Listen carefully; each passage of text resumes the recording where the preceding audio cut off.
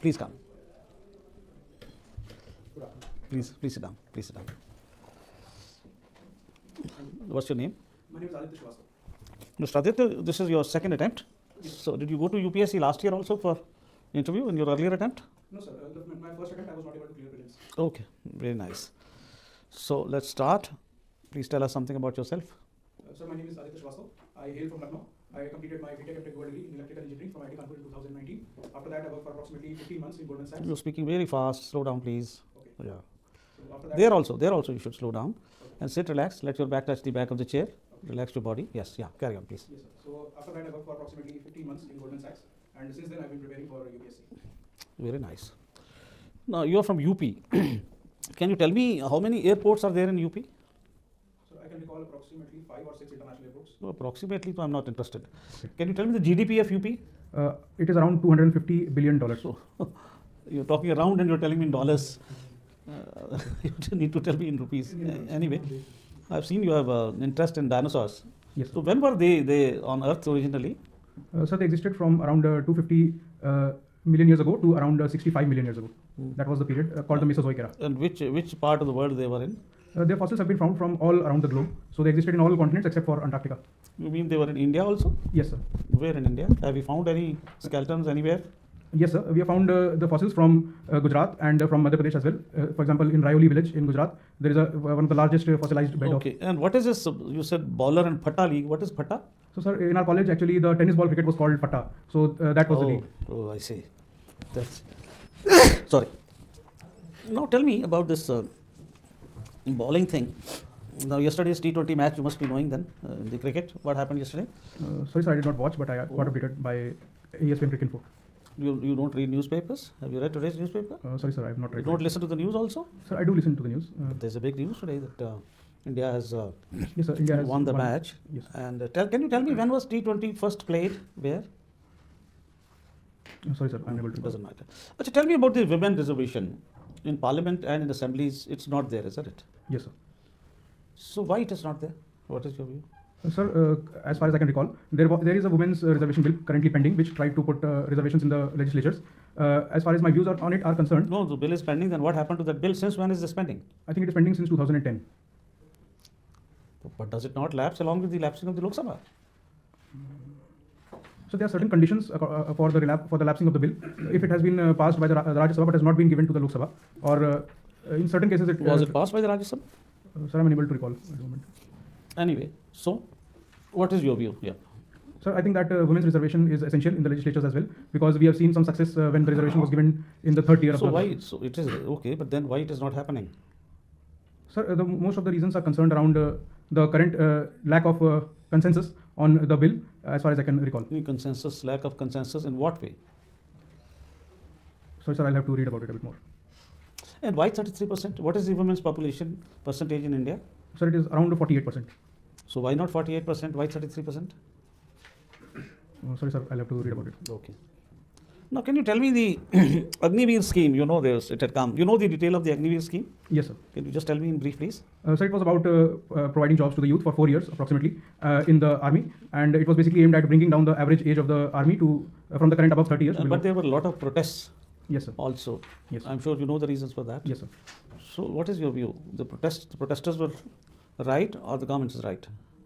So in my view, the protesters had their own concerns. However, I think that the government is more right because the individual interests should not shadow the interests of the nation at the large. And since we are trying to... But isn't it unfair to the youth for 4 years to employ them and then you leave them in the lurch?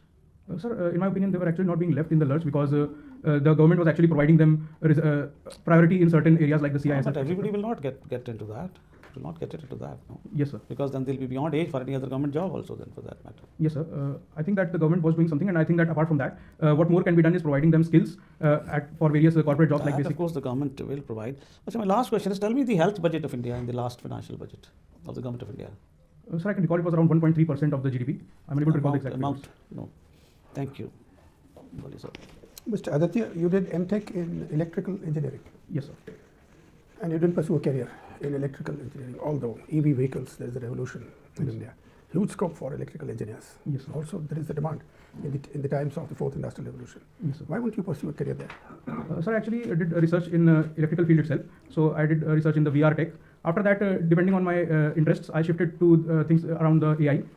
Because my MTech project was also concerned about optimization and stuff. So I went into the finance sector where it was much more important in terms of the AI.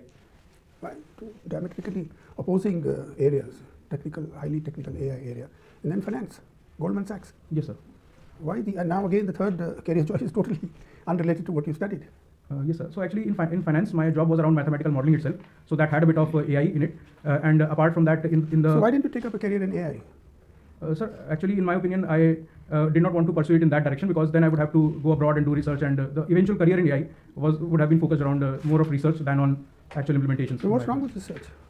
Sir, actually, I did not want to go abroad from very young age because... But even in the IAS and the civil services, IPS, you could still go abroad. Yes, sir. So there were two major reasons, and both of them would not be actually violated by being in the services. One of them was that I had developed a kind of motivation reading about brain drain and stuff in school years that I wanted to remain in India and work in India. Apart from that, I also wanted to take care of my aging parents. So that was the second important reason, in my opinion. Okay, so how would you apply your learnings in Goldman Sachs and IIT into civil services? Okay, so sir, what are your learnings? Yes, sir. So my basic learnings were around electrical engineering, where I got a bit of technical knowledge. Apart from that, I worked as the head of show management integrity, where I got a bit of experience in teamwork and leadership. And apart from that, in Goldman Sachs, I worked a bit in the domain of mathematical modeling and around data. How was it relevant to government service? Yes, sir. So in the current administration, people like us go to the field, implement schemes, plan schemes. When we come to the center, we do a lot of planning. How does it help? How does your core competency help in these matters? Yes, sir. So in my opinion, the current age is an age of data, where even data is being called the new oil. So, and we are also trying to shift towards e-governance and more of data-driven governance. So in that aspect, my core competencies in AI and data analysis can help. Apart from that, my experience in integrity can help in taking the team together and taking initiatives, etc., to make it more comprehensive and more people-based governance and better teamwork. Okay, you see, dinosaurs became extinct. And there are other species also which became extinct over periods of time. Yes, Will human beings also become extinct? Yes, sir. There is a possibility that human beings can also become extinct, because if we see that the extinction of dinosaurs was caused by an asteroid impact, and even looking at today, we are not well prepared to tackle such an asteroid impact. So that is one thing which can lead to the extinction of humans. Apart from that, the various anthropogenic changes that we have caused in the nature. Climate change also? Yes, sir. It can also lead to... So if the human race can become extinct, which means the earth becomes uninhabitable. Is that the reason why we're exploring the solar system? To find alternative places? Yes, sir. Should we explore that more seriously? Yes, sir. I think that we should explore more seriously. But apart from that, we should ensure that the Earth also remains inhabitable for the mammals and humans specifically. Because we but if an asteroid strikes, then it doesn't matter what we do with the Earth. Yes, sir. But that is again... So you're a believer in doomsday? Not exactly, but I think that... That's what you're saying? That human race also can become extinct? Yes, sir. I believe that it is a possibility. Although... Okay. Now tell me about the Kashi Tamil Sangam. Yes, sir. Which took place in Varanasi. Yes, sir. Over a period of 1 month. Yes, sir. So, sir, it was about the culmination of two cultures, whereby we saw that the people from northern India. What was the objective?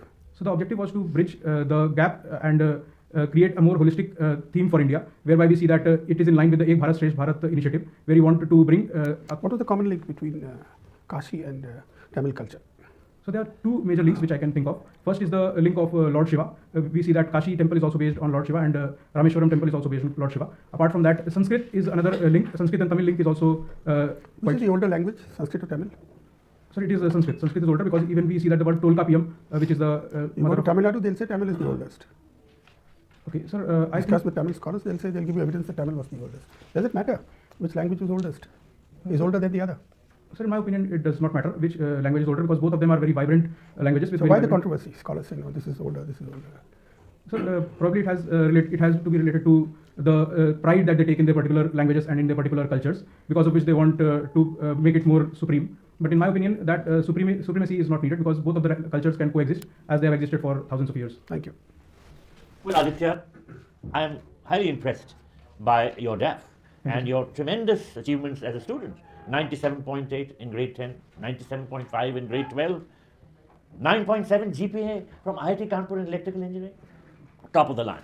And then you have 10 out of 10 in your master's and your MTech. You were working with Goldman Sachs, drawing a salary of 2.5 lakhs a month. Yes, sir. What made you leave Goldman Sachs and a career in that domain, getting transferred to Goldman Sachs, United States, which they take? The bright people, they would transfer on an I visa. Yes, sir. What made you drop all that?